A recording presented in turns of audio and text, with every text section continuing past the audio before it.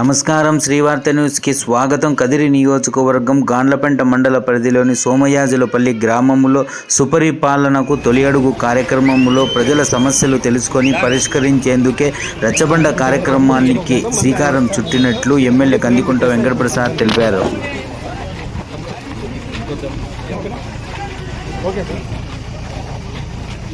ఆంధ్రప్రదేశ్ రాష్ట్రంలో NDA government ఏదైతే ప్రభుత్వం ఏర్పడి ఏడాది పాలన పూర్తి చేసుకున్న తరుణంలో ఏదైతే మొత్తము సంక్షేమము అభివృద్ధి పైన మొత్తము ఏడాది పాలన పూర్తి చేసుకున్న సందర్భంగా కూడా ప్రజాప్రతినిధులంతా కూడా సుపరిపాలన తొలియడంతో కూడా మొత్తము ప్రజల ముందుకు వెళ్తున్నారు.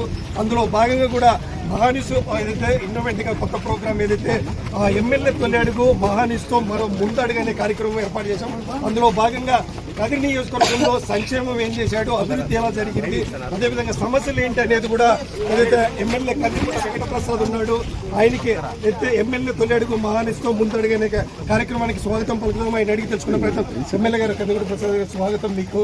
ఏదైతే మీ ఏడాది పాలనలో పూర్తిగా సంక్షేమం ఏం జరిగింది, అభివృద్ధి ఎలా ఉంది, నియోజకవర్గ సమస్యలు ఏమిటి అనేది కూడా ఈరోజు రచ్చబండ లాంటి కార్యక్రమం ప్రజల మధ్యనే మిమ్మల్ని ప్రజలు ప్రశ్నించడానికి కూడా సిద్ధంగా ఉన్నారు. అంటే సమస్యలు ఉంటే సమస్యలు అడగడానికి సిద్ధంగా ఉన్నారు, లేకపోతే అభివృద్ధి చెప్పడానికి కూడా మీ ప్రజలతో ముఖాముఖిగా ఈరోజు మహానిస్ అయితే ముందడుగా కార్యక్రమానికి స్వాగతం పలుకుతున్నాము. ఈ రచ్చబండ మీరు ఏం చెప్పాలనుకున్నారు ఏంటనేది కూడా ఓకేనా దీన్ని కనెక్ట్ చేసినారా?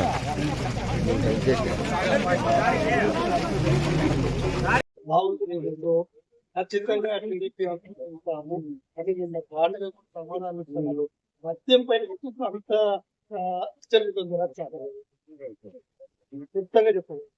చెప్తాను. రాజకీయాల్లో ఏమైపోయిందంటే ఏరా పట్టుకు అంటే లఘు అన్నాడు. ఏరా కేసులు పెట్టినామంటే గదిలో కూడా చాలా మంది చెప్తారు అంతా దొంగ పనులు తీసుకెళ్ళలేదు, కానీ బయటకు వచ్చి మాట్లాడలేకపోతుంది. ఏమంటే పేపర్ తీసుకుంటాం డాక్యుమెంట్ డూయింగ్ అవర్ హోంవర్క్. అట్లే ఈ మద్యం కుంభకోణం కూడా అంతే, అది పార్టీ కుంభకోణం కూడా. అనిల్ కుమార్ యాదవ్ కూడా రేపు పొద్దున పోతారు. గతంలో వీళ్ళు ఆలోచన చేసింది ఏమంటే మేము ఏం చేసినా జగన్మోహన్ రెడ్డి ఒక మిస్కాన్సెప్ట్ ఉంది. వాళ్ళ ఆయన అధికారంలో ఉన్నప్పుడు మాకు అర్థం లేదు, రెండోసారి కూడా వచ్చేసినాము, ఇక మూడోసారి, నాలుగోసారి, ఐదోసారి ఆలంపాట పడుకోవచ్చు, మేమే అధికారంలో ఉంటామని ఒక ఆలోచనతో అడ్డగోలుగా వారాలు చేసినాడు. 1,00,000 కోట్లు డబ్బులు పెట్టినాడు. తీరా అసెంబ్లీ వేదికగా రాజశేఖర రెడ్డి గారు కూడా చంద్రబాబు నాయుడు గారిని మాట మామూలు పరిచయాలు కాదు, మీ అమ్మ కడుపులో నుంచి ఎందుకు పుట్టావా అనిపిస్తుంది అనేటప్పుడు మీకు ఉంటుంది అని చెప్పి మాట్లాడండి. వాస్తవం, అది గో బై రికార్డ్. వాస్తవం అసెంబ్లీ వేదికగా మాట్లాడండి. ఏమైనా ఏ గర్భంలో పెంచుకున్నాడో తెలియదు.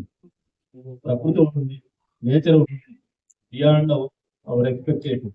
మన ఆలోచనలకు అతీతంగా, మీ దృష్టికి అతీతంగా ప్రకృతి ఉంటుంది. ఏ అతిగా ఆలోచన చేయకుండా, ఇంకొక ఆలోచన అతిగా చేయకుండా టేక్ కేర్. అందులో భాగంగానే పౌరాలు, అందులో భాగంగానే జగన్మోహన్ రెడ్డి నిరంతరం అధికారంలో ఉంటానికి చేసిన మోసాల్లోనే 16 నెలలు జైల్లో ఉన్నారు. సోనియా గాంధీ కట్టాడు. సోనియా గాంధీకి ఈయన మీద కట్టిందా? కామన్ సెన్స్ ఉంది. అంటే ఈ చేసిన తప్పుడు పనులకు కూడా ఎవరైనా క్వశ్చన్ చేస్తే మా మీద కక్ష అనేది ఒక డిఫెన్స్ సెట్ చేసుకున్నారు. ప్రజలు పిచ్చోళ్ళు పాపం, వాళ్ళ వాస్తవాలు అవాస్తవాలు తెలియకుండా వాళ్ళని మభ్యపెట్టాము. వాస్తవం ఏమంటే ఒకనొకప్పుడు ఆర్థిక పరమైన రాజకీయాలు అందరికీ ఉంటాయి, నాకు ఉంటాయి, ఇంకోటి ఉంటాయి. రాజకీయాల్లో భాగం అయిపోయింది. ఎందుకంటే ఇది ఒక దౌతం ముడిపోయిన అంశం అయిపోయింది కాబట్టి అందరికీ ఉంటాయి. ఆర్థికంగా పూర్తి స్థాయి ఇబ్బందుల్లో ఉన్నటువంటి పక్క నియోజకవర్గానికి చెందినటువంటి వ్యక్తి ముఖ్యమంత్రి అవుతానే కొడుకు 1,00,000 కోట్లు ఎట్లు వచ్చింది, పత్రిక ఎట్లు వచ్చింది, ఛానల్ ఎట్లు వచ్చింది, ఇవన్నీ సమాధానం చెప్పాల్సిన బాధ్యత జగన్మోహన్ రెడ్డి ఉంటుంది. సరే, ఒకసారి జైలు పోయినాక కులానికి మతానికి తెలియకుండా పాపం మా రెడ్లందరూ తెచ్చగొట్టి క్రిస్టియన్స్ మద్దతు పెట్టి సాయిబుల్ని గుట్ల వేసుకొని ఎలక్షన్ చేసుకొని ఏదో ఒకసారి గెలిచేసినాడు. ఒక్కసారి అవకాశం అని చెప్పేసి అవకాశం ఇద్దామని చూస్తే ముఖ్యమంత్రి అయినాడు. ముఖ్యమంత్రి అయితేనే మళ్ళీ ఏమారినాడు. ఏమంటే వాళ్ళ ఆయన ఉన్నప్పుడే 10 సార్లు మన ఆయనే ముఖ్యమంత్రి, మాకు అర్థం లేదనుకుని మోసాలు చేసేసి దొంగతనాలు చేసి దొంగతనాలు వచ్చేసి జైలు పోయినాడు. మళ్ళీ ఈయన ముఖ్యమంత్రి అయితేనే భార్యాభర్త ఫ్యామిలీ ప్యాకేజ్ పెట్టుకొని ఇద్దరు కూడా మద్యం నిషేధం చేస్తామని చెప్పేసి మద్యం కుంభకోణం చేస్తున్నారు. నిన్న చెప్తాడు ఒక ఆయన ధర్మాన మాట్లాడే డిస్టరీస్ పర్మిషన్ ఇచ్చింది డిస్టరీస్ పర్మిషన్ కొట్టే మీరు కదా ఆమె ఆ డిస్టరీ లాక్కున్నారు డిస్టరీస్ లాక్కొని మీరు రంగసారా వ్యాపారం చేసేసి పేరు మార్చుకొని దానికి ఆర్డర్ ఇచ్చేసి కుంభకోణాన్ని తరలిస్తున్నారు. మీరు సిస్టమ్ లో దాని గురించి మాట్లాడదు అంతేగాని ప్రజలు మొదలు పెట్టే కార్యక్రమాలు. పెద్దిరెడ్డి రామచంద్రరెడ్డి గారు వయసు అయింది, 75 ఏళ్ల వయసు అయింది. చంద్రబాబు నాయుడు గారు సమకాలి బిడ్డ జైల్లో ఉంటే కన్నపేదది బాగా ఉంటుంది, నొప్పిపడి ఉంటాడు, తప్పు కాదు. తెలుగుదేశం పార్టీ అంటూ చూస్తామని దానికి ఎన్ని కథలు చెప్పాలి. రాజశేఖర రెడ్డి ఏమో మీ అమ్మ గడుపులో నుంచి ఎందుకు వచ్చినాం అనుకోవాలనేటట్లంటే పావురాలు ఉంటుంది. తెలుగుదేశం పార్టీ నామరూపాలు లేకుండా చేస్తామని మాట్లాడే వాళ్ళంతా సంకనాకపోయినారు. తెలుగుదేశం పార్టీ ఉంది. ఈ రోజు మళ్ళీ పెద్దిరెడ్డి రామచంద్రరెడ్డి గారు సవాల్ ఇస్తున్నారు, తెలుగుదేశం పార్టీని నాశనం చేస్తామని. ఈ రాష్ట్రంలో పేదవాళ్ళు ఉన్నంత సేపు, ఈ రాష్ట్రంలో బడుగు ఉన్నంత సేపు, ఈ రాష్ట్రంలో బలహీన వర్గాలు ఉన్నంత సేపు, ఈ రాష్ట్రంలో ఎస్సీలు ఉన్నంత సేపు, మైనారిటీలు ఉన్నంత సేపు ఖచ్చితంగా తెలుగుదేశం పార్టీ ముందు తీరుతుంది. తెలుగుదేశం పార్టీ రాష్ట్ర రాజకీయాన్ని ప్రభావితం చేస్తుంది.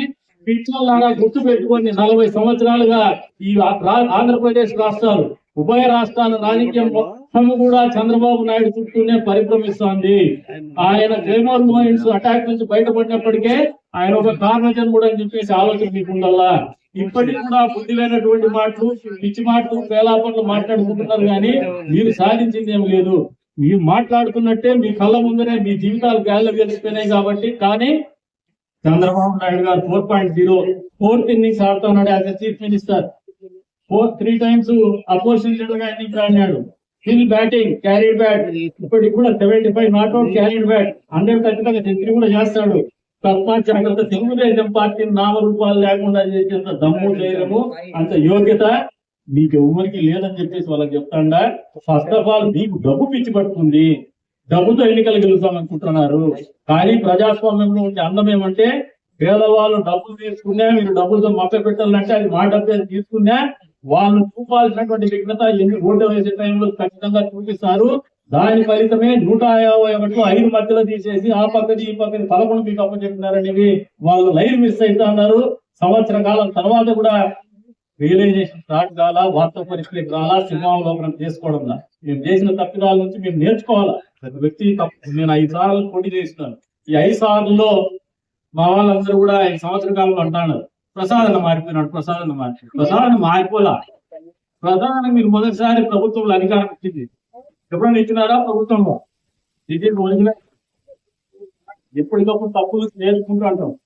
అనుభవం అనేది పాఠాలు నేర్చుకుంటూ ఉంటుంది. అది మంచి పాఠాలు అయితే ప్రజలు ప్రేమిస్తారు, ప్రజలు గౌరవిస్తారు.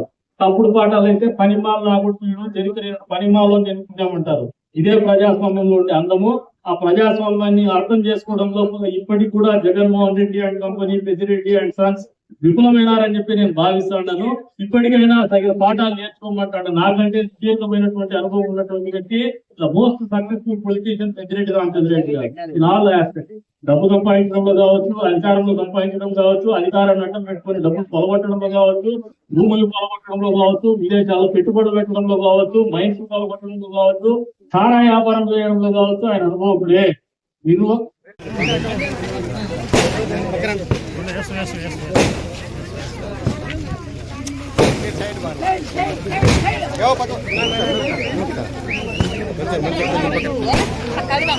కొద్దిగా ఎన్నికండి